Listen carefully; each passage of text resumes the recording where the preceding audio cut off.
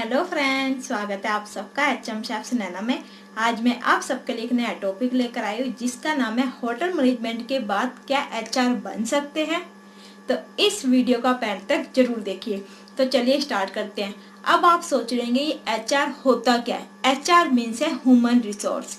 ये एक 5 star hotel में इनका बहुत बड़ा रोल होता है HR का, क्योंकि जब भी आप जॉब के लिए अप्लाई करते हो या फिर आप इंडस्ट्रियल ट्रेनिंग के लिए अप्लाई करते हो या जॉब ट्रेनिंग के लिए, तो पहले आपका जो कोऑर्डिनेट होता है, आपका फर्स्ट इंटरव्यू जो है वो HR लेता है, ह्यूमन रिसोर्स। वही आपको डिसाइड करता है कि आपको ये ट्रेनिंग या जॉब देनी चाहिए या नहीं। इंटरव्यू के बाद, उसी के बाद ही वो आपका फाइनल करते हैं। तो फर्स्ट रोल है इनका होटल में कि किसको हायर करना है और किसको नहीं करना। तो अब हम बात करते हैं, क्या आपको होटल मैनेजमेंट करने के बाद क्या आपको ह्यूमन रिसोर्स में जाना चाहिए या नहीं। आपको मिलेगी जॉब या नहीं मिल सकती। यस, आपको मिल सकती है। अगर आपका ड्रीम है, सपना है कि मैं भी HR बनूं, मैं भी ह्यूमन रिसोर्स में जो है जॉब करूं, मैं वहाँ का मैनेजर बनूं, कुछ भी आपका मन है तो आप बन सकते हैं। आपको इसके लिए करना क्या होगा, आपको जो है होटल मैनेजमेंट की अगर आपने डिग्री कर ली है, डिग्री करने के बाद या फिर आपको जब इंडस्ट्रियल ट्रेनिंग के लिए भेजा जाता है तो आप जो है HR में भी ट्रेनिंग करिए। क्योंकि अगर आप HR में ट्रेनिंग करेंगे तो आपके लिए फायदेमंद है, क्योंकि आप HR का सारे रूल्स रेगुलेशन आप जान जाओगे कि किस तरह से एक HR का काम होता है, वो क्या क्या काम करते हैं। अगर आपका सपना है, आप चाहते हो कि मेरी डिग्री कंप्लीट हो या फिर मैं जाऊं, तो जब भी आप जा सकते हो, बट फिर आपको ट्रेनिंग लेनी पड़ेगी सबसे पहले, और फिर ये आप जो है यहाँ पर आपको जॉब मिलेगी। क्योंकि आपको पहले सब कुछ सिखाया जाएगा, आपको ट्रेनिंग दी जाएगी, क्योंकि आपको पता नहीं है। अगर आपने ट्रेनिंग पहले कर ली है HR में, तो फिर आपको जॉब मिल सकती है।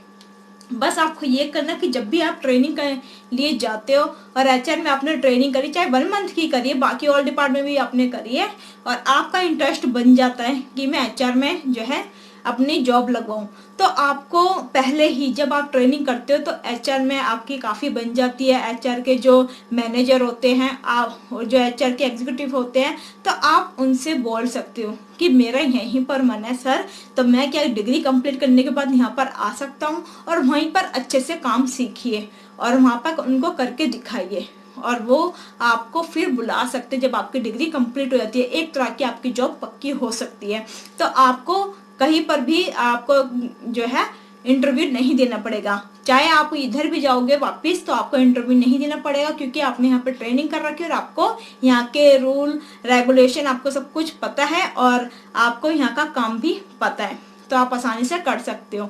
अब हम बात करते हैं जिन्होंने ट्रेनिंग नहीं करी है और वो जो यहाँ जाना चाहते हैं, तो वो कैसे जाए। अगर आपने डिग्री कंप्लीट कर ली है, ट्रेनिंग नहीं करी, तो भी आप अप्लाई करिए, और अप्लाई करने के बाद तो आप इंटरव्यू दीजिए। इंटरव्यू देने के बाद आपका जब इंटरव्यू क्लियर हो जाता है, आपको उसमें जाना है, और आपको पता होना चाहिए कि जो HR का काम है वो होता है कि उनकी रिस्पॉन्सिबिलिटी क्या होती है।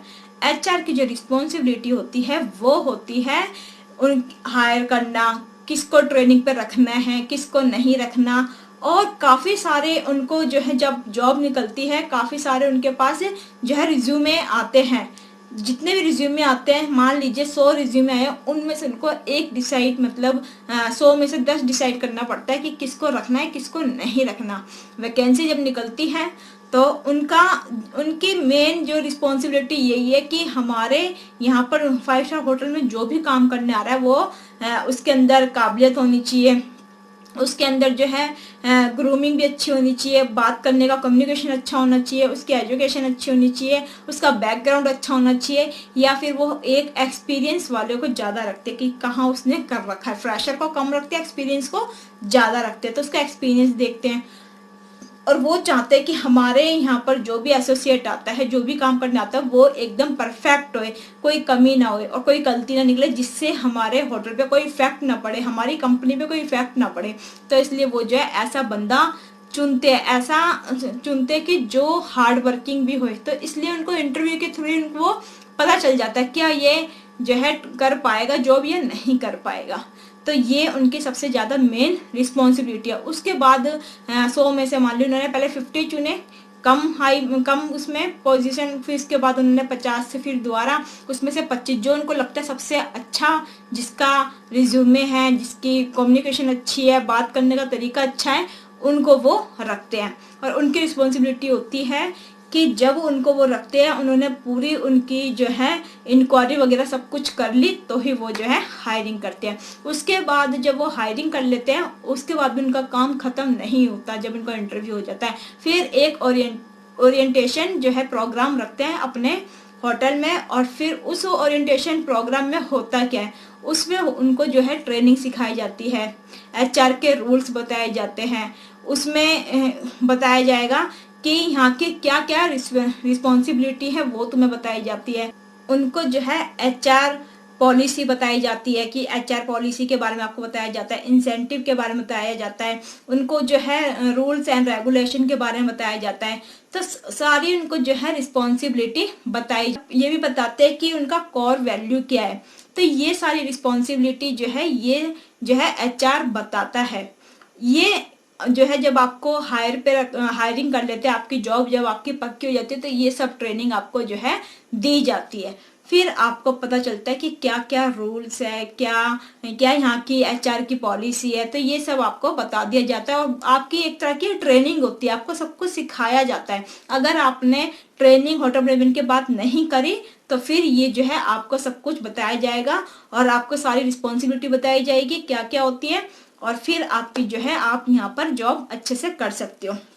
सबसे बड़ा बेनिफिट इसके अंदर है क्या चीज़, HR में सबसे बड़ा क्यों सब जो है HR में जाना चाहते हैं, इसका एक मेन पॉइंट ये है कि इसमें जो भी पब्लिक प्रोग्राम होते हैं, जो भी यहाँ पर जो है ऑफ आता है, गवर्नमेंट का जो भी ऑफ आता है वो तुम्हें ऑफ मिलता है। यहाँ तक कि इनकी टाइमिंग भी एकदम फिक्स है, जैसे मॉर्निंग से इवनिंग तक सेम जो है इनकी टाइमिंग होती है। और वीक में जो इनकी ऑफ बंदा होता है कि ये जैसे मान लीजिए संडे को ऑफ है, तो संडे को ऑफ रहता ही है।